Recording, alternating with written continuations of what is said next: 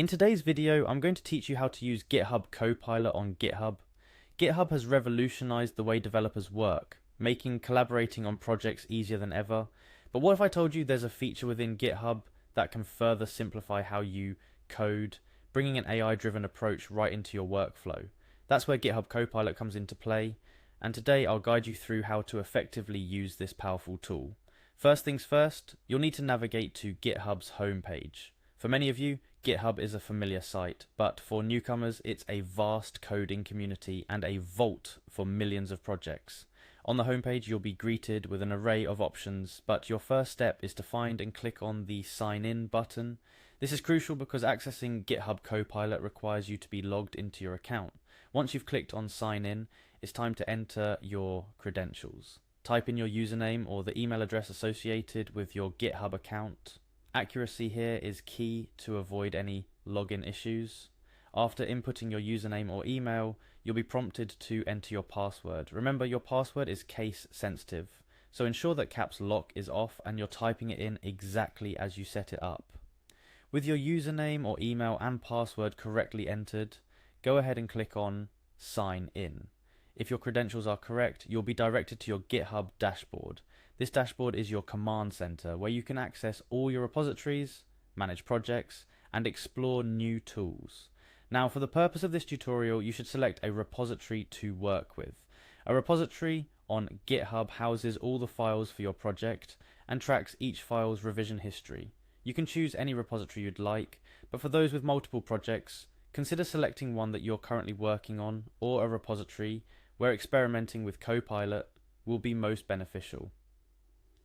Once you've navigated to your chosen repository, click on any file you want to work on. This could be a file where you're currently coding or perhaps a new file you want Copilot to assist you with. Upon opening the file, you'll see an option to edit this file. This is where the magic of GitHub Copilot comes into play. By clicking to edit, you're not just opening the file for changes, you're stepping into a seamless coding experience enhanced by AI. At this juncture, right beside the search bar at the top of your page, you'll notice the Chat with Copilot icon.